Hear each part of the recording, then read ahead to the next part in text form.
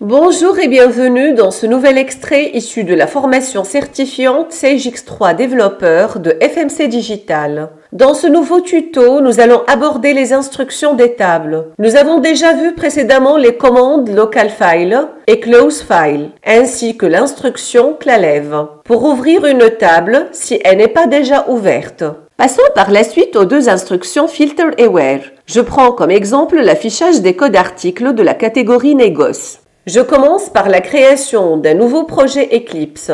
J'ouvre la table des articles, puis retour chariot Filter, associé avec la clause Where, permet de sélectionner un ensemble d'enregistrements de la table selon une clé définie qui est dans notre cas le champ TCL-COD. C'est la catégorie d'articles qui est égale distr, qui définit la catégorie négoce. Retour à ligne et on va afficher les références pour cette catégorie. Et infbox, je vais exécuter pour vérifier et comme vous constatez, il va m'afficher successivement les valeurs 10001 et 10002, etc. Dernier point avant de passer, c'est qu'on a la possibilité d'annuler le filtre tout simplement avec filter, suivi par l'abréviation de la table sans autre argument. L'instruction suivante, c'est Order By, permettant d'ordonner les enregistrements d'une table selon une clé ou un index. On va voir l'impact lorsqu'on va trier les enregistrements précédents par leur prix de base. Pour cela, je vais juste l'ajouter après le filter, précédé par le symbole et, puis j'ajoute le champ prix de base, puis j'ai la possibilité de personnaliser le tri, que ce soit descendant ou ascendant, en ajoutant ASC ou DESC. Une fois terminé, j'exécute et voilà notre premier article qui a le prix de base le plus élevé dans la catégorie négoce. On termine avec l'instruction link, permettant d'établir les jointures entre les tables. Ces jointures vont nous permettre principalement d'optimiser l'accès aux données en accédant à ces tables en une seule instruction. À titre d'exemple, nous allons écrire un morceau de code afin d'afficher pour une commande donnée son numéro, celui du client et le nom du représentant. Du coup, on va utiliser deux tables sorder pour les deux premières informations et la table salesRep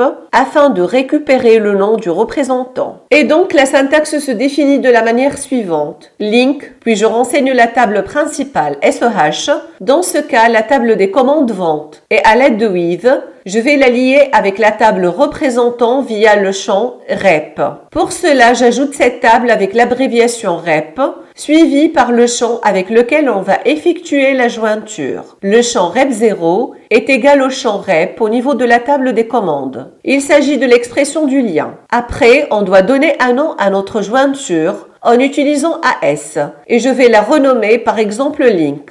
J'attire votre attention maintenant que cette jointure sera utilisable dans une instruction read ou for. Du coup, j'ajoute for, puis notre jointure et je vais afficher les trois champs séparés par deux points. Finalement, et afin de tester ça, je vais filtrer seulement sur une commande bien déterminée en utilisant l'instruction filter, puis j'exécute pour avoir le résultat. J'accède sur Sage pour vérifier et voilà, j'ai le nom du représentant Hans.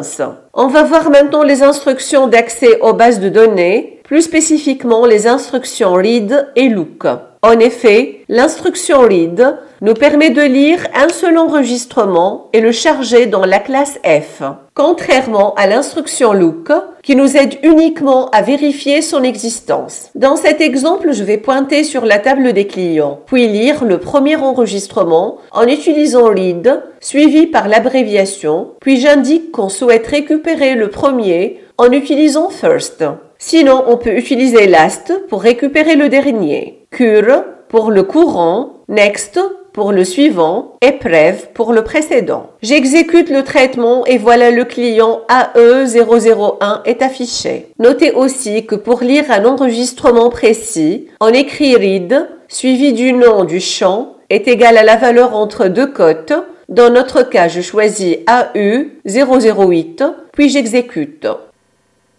Passons maintenant à l'instruction colonne, qui fait partie des instructions d'accès à la base. En fait, ça permet de restreindre le nombre des champs qui est ramené suite à l'ouverture de la table. Et cela a pour but de limiter la quantité de données transférées de la base à l'application. C'est très semblable à la création d'une vue SQL. Ça sera plus intéressant de point de vue performance. Restons toujours dans le même exemple de la table client et je vais récupérer uniquement le code et le nom client. Cela signifie qu'on ne va pas charger la totalité de la table, mais seulement ces deux champs. Puis je vais les afficher par exemple en utilisant une boucle for. J'exécute et voilà le résultat affiché à l'écran. J'espère que ce tuto vous a donné envie de suivre nos autres vidéos et de vous inscrire à l'une de nos prochaines formations. Pour rappel, nos formations sont prises en charge par le compte CPF et le Pôle emploi. Si vous avez des questions, n'hésitez pas à commenter, on s'engage à vous répondre.